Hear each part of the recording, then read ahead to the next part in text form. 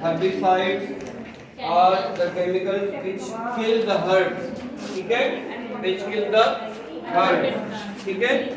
तो अब ये देखिए डिफरेंस आता है कि आपसे क्या और पेस्टिसाइड में और हर्बिसाइड में क्या फर्क है। बेसिकली फर्क ये है कि जो दूसरे पेस्टिसाइड है ना, दे किल द पेस्ट, और जो हर्बिसाइड है ना, बेसिकली कहा जाता है they protect the plants by killing the unwanted herb, they protect the wanted herb, ठीक है। By killing unwanted herb they protect the wanted plant, ठीक है। जिस प्लांट को प्रोटेक्ट करना होता है उसको बचा लेती है, और बाकी जो हर्ब होती है उनको किल कर देती है। जैसे आप लोगों ने पैरासाइट्स देखे होंगे झाड़ियों के ऊपर लगे हुए, जिनको वीड सुना है, वीड कहते हैं जंगली घास को, वो अनवांटेड होती है, ठीक है ना। अगर आपने कभी घर में अपने घास उगाई हो तो उसके अंदर ना कुछ ऐसी भी वो आ जाती है जो बहुत हार्ड सी वो होती है घास, तो उसको अनवांटेड होती है। तो उन चीज़ों को किल करने के लिए क्या होता है, हमें हर्बिसाइड की जरूरत होती है। तो हर्बिसाइड बेसिकली क्या कर रही होती है, अनवांटेड हर्ब को किल कर रही होती है और प्रोटेक्ट कर रही होती है वांटेड प्लांट को। तो ये दो तरह की होती है, एक होती है सेलेक्टिव और एक होती है नॉन सेलेक्टिव, ठीक है। जैसे आपने अगर रोड्स बनाने, ब्रिजेस बनाने, तो बेसिकली जो रोड्स हैं, ब्रिजेस हैं, ये तो बेसिकली ज़ाहिर है कि सीमेंट से बने होते हैं, कंक्रीट वगैरह से बने होते हैं, और cement belongs to the ground source. Cement की जो सोर्स है ना, सीमेंट की सोर्स ग्राउंड है, यानी बेसिकली सिलिकेट्स है ना, और सिलिकेट सिलिका है, सिलिका मिट्टी है, तो बेसिकली केमिकल आते तो मिट्टी से ही है। सीमेंट्स की जो सोर्स है वो तो ग्राउंड ही है, ग्राउंड है, रॉक है। तो इसमें अच्छे खासे जो है ना बीज होते हैं, ठीक है ना, अच्छे खासे प्लांट्स होते हैं। आप लोगों ने देखा भी होगा कि ब्रिज है, जो रैंप बाहर हमारी आ रही है ना, इस रैंप पे से भी एक पौधा निकल रहा था, अब तो बंद हो गई है। तो देखा होगा आपने कि सेकंड फ्लोर है फ्लैट्स का, वहाँ से एक पौधा निकल रहा है। अब वहाँ कहाँ से आगे पौधा, तो ये वजह यही है कि सीमेंट्स वगैरह के अंदर ना कोई सीड जो है ना वो रह जाता है, और लाइफ है ऐसी, लाइफ को रोक नहीं सकते। जिस लाइफ ने दुनिया में आना है ना, उसे कोई नहीं रोक सकता। सही है, आप लोगों ने शायद सुना होगा ये जो ज़लज़ले आए थे पाकिस्तान में, तो उनमें पूरी की पूरी फैमिली तबाह हो गई, मर गई सारे दबके, और बच्चा एक छोटा सा बच गया, ये बच्ची बच गई। तो ये खुदा की कुदरत है कि जिस जान को अल्लाह ताला ने दुनिया में लाना है या जिसको बचाना है वो बच के रहती है। तो लाइफ जो है ना वो अनस्टॉपेबल है, ठीक है। तो ये इस तरह होता है। तो जहाँ कहीं भी जैसे रोड्स बनाने, ब्रिजेस बनाने, तो वहाँ हमको किसकी ज़रूरत पड़ती है, we need the non selective herbicide. एक ऐसा हर्बिसाइड की ज़रूरत होती है तो सबको किल कर दे, और जो है ना कोई प्लांट, कोई बीज बचे ही नहीं। पता ये जो है ना, ये कुरान मजीद में अल्लाह ताला ने अपनी निशानियों में से बताया है कि काफिर कहते थे ये कैसे हो सकता है कि मुर्दा मरने के बाद जिंदा हो जाए, ये तो हो ही नहीं सकता। तो अल्लाह ताला ने इसको, मुझे आयत मुबारक याद नहीं आ रही, तो अल्लाह ताला ने इरशाद फरमाया जिसका मफहूम ये है कि हम ऐसे ही जिंदा करेंगे जैसे हम मुर्दा ज़मीन को जिंदा करते हैं बारिश के बाद। तो वो ज़मीन जो बंजर सी लग रही होती है जब बारिश बरसती, वहाँ से भी पौधे जो है वो ना निकलना शुरू हो जाते हैं। तो बिल्कुल इसी तरह जो है ना अल्लाह तबारक व तआला इंसानों को जो है ना मरने के बाद जिंदा कर देगा, ठीक है ना। कहते हैं कि जो है ना डीएनए डिस्ट्रॉय नहीं होता। डीएनए कहने को तो एक पॉलीमर है, लेकिन बहरहाल होता बहुत छोटा है, साइज में ये नैनोज में ही होता होगा, 10⁻⁹ में। ये मॉलिक्यूल जो डीएनए, यही तो सब कुछ रिस्पॉन्सिबल है इंसान की ग्रोथ का ना, सब कुछ डीएनए की वजह से है। ये सुमेरा है क्यों है और ये बरीरा क्यों है, इसलिए कि दोनों के डिफरेंट, ये सुमेरा का डीएनए, वो बरीरा का डीएनए। तो डीएनए डिफरेंट होने की वजह से इवन जो आइडेंटिकल ट्विन्स होते हैं वो भी अपने कैरेक्टर्स में, बिहेवियर्स में मिसमैच कर रहे होते हैं because of the difference in their DNA.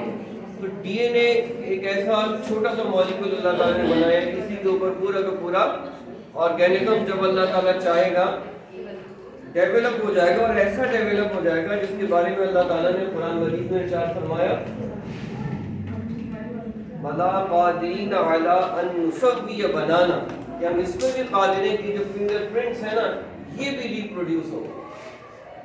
ये अल्लाह ताला की कारीगरी है। जाहिर है कि इतने साल, हजारों साल पता नहीं मरने के बाद जो है ना ये जब बंदा जिंदा होगा तो इस तरह जिंदा होगा कि उसके फिंगरप्रिंट्स तक जो है ना वो होंगे।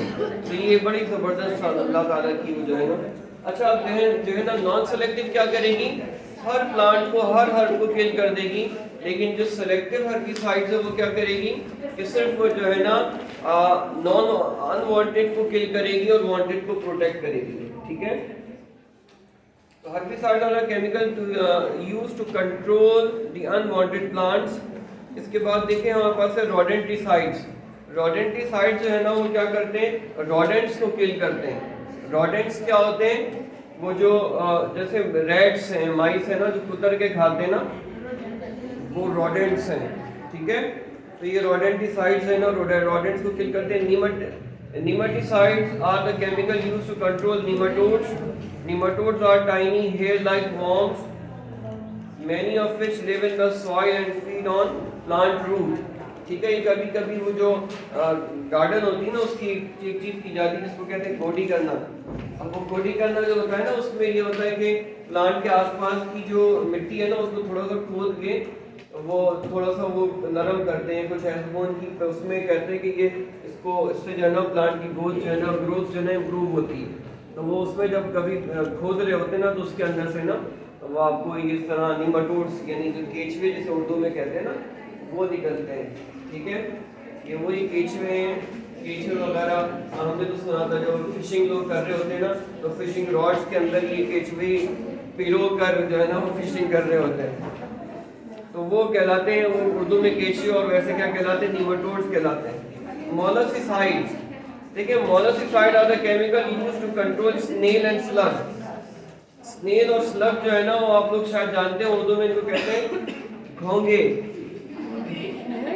गाफ दो चश्मी है, वाव नून, ये कहाँ पाए जाते हैं? ये देखो ये ऐसे होते हैं, कभी आपने शायद जमीन में देखा हो या कभी दीवार पे इनको चलते हुए देखा हो। ये ऐसे होते हैं स्नेल्स कि वो ना आप उनको देखेंगे आपको ऐसा लगेगा स्टैटिक है, लेकिन आप उन्हें 2 मिनट बाद देखें वो आगे मूव कर चुके होंगे। बहुत स्लो इनकी मूवमेंट होती है, तो ये स्नेल्स और स्लग्स कहलाते हैं। ठीक है, तो आप इसको वो कीजिएगा, गूगल पे जाके ना इमेज सर्च कीजिएगा, तो आपको इनकी तस्वीरें नजर आएंगी, इमेजेस नजर आएंगी।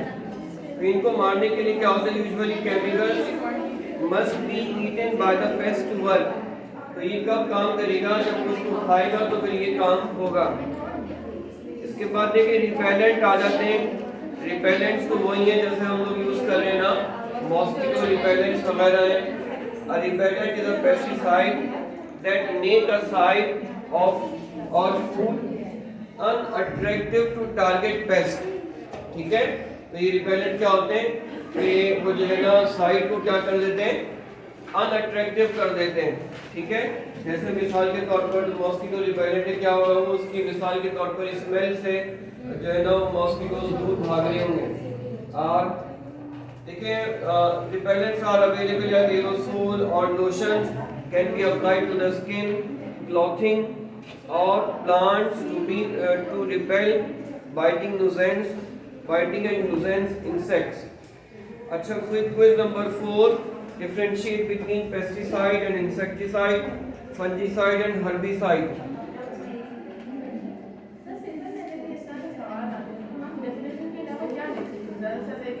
हाँ बस एक एग्जाम्पल लिखते हैं, डेफिनेशन हाँ इंशाअल्लाह बिल्कुल जी। What do you understand by systemic?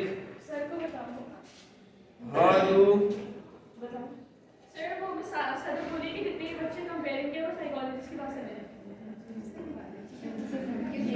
compare तो साइकोलॉजिस्ट चेक करती हैं he or she can compare। ऐसा ना बात है। How do herbicide differ from the other pesticide? देखिए herbicide जो है ना वो other pesticide से किस तरह differ करते हैं कि the pesticide kill the pest but the herbicide protect the plants by killing the unwanted herb। ठीक है, उसके बाद देखें कि different type of repellent, water molluscicide, petrochemical. देखिए पेट्रोकेमिकल जो है ना, ये आप लोगों ने एक्जैक्टली वही है जो आप लोगों ने बचपन में पढ़े थे कि पेट्रोलियम से जो केमिकल जो है ना वो हमें मिल रहे होते हैं।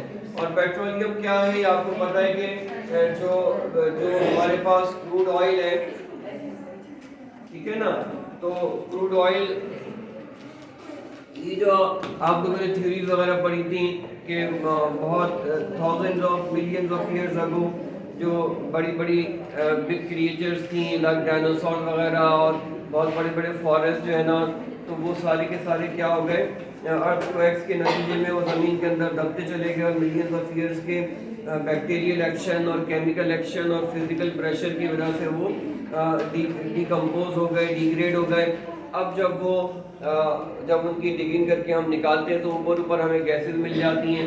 उसके नीचे जो लिक्विड पोर्शन होता है वो क्या कहलाता है, क्रूड ऑयल या फिर पेट्रोलियम कहलाता है। और उसके नीचे जो है हमें सॉलिड फ्रैक्शंस मिलते हैं। सॉलिड फ्रैक्शन को हम क्या कह सकते हैं, मिसाल के तौर पर जैसे कोल है, तो ये उसी का एक क्या होता है, उन्हीं के डेड रिमेन्स का एक सॉलिड फ्रैक्शन होता है, ठीक है।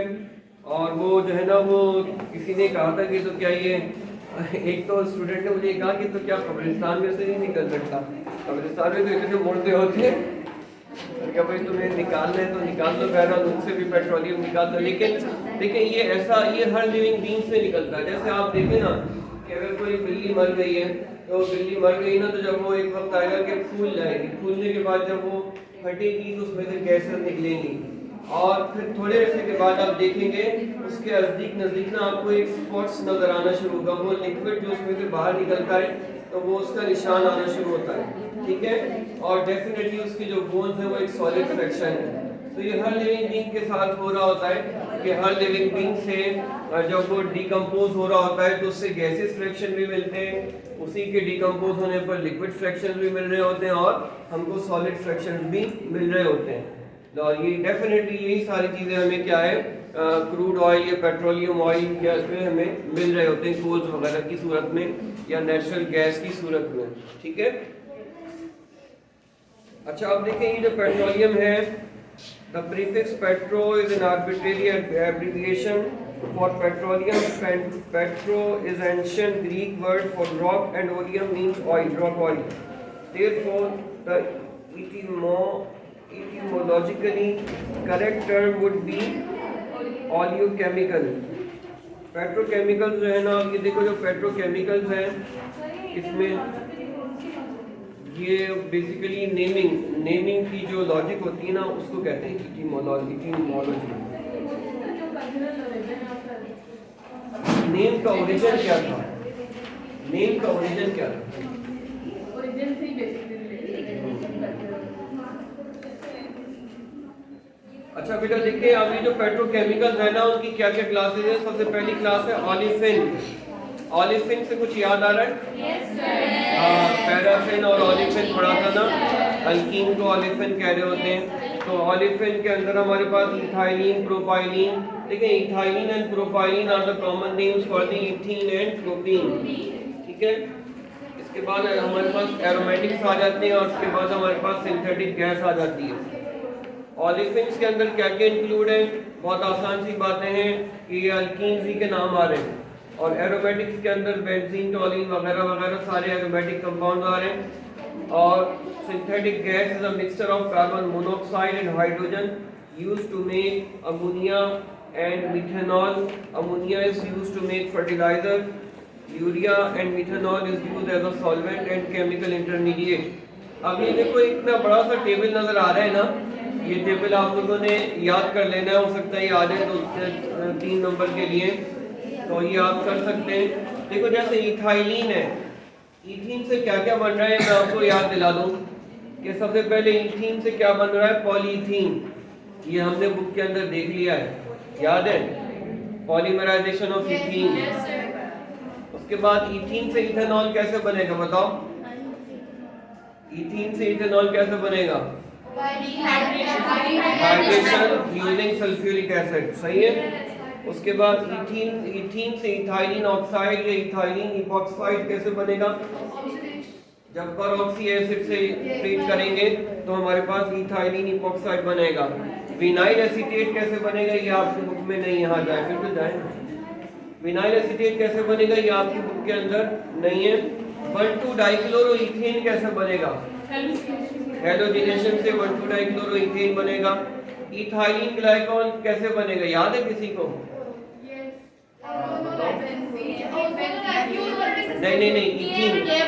नहीं, इथीन को KMnO4 से यूज करते हैं, जैसे रिएक्शन कराते हैं ना, इस बुक में नहीं है, मैट्रिक में आप लोगों ने पढ़ा था ये। इथीन को KMnO4 से रिएक्शन करोगे, इथाइलिन ग्लाइकॉल बनेगा। ग्लाइकॉल ईथर आपकी बुक में नहीं है, इथॉक्सिलेट नहीं है। Tetra chloro ethylene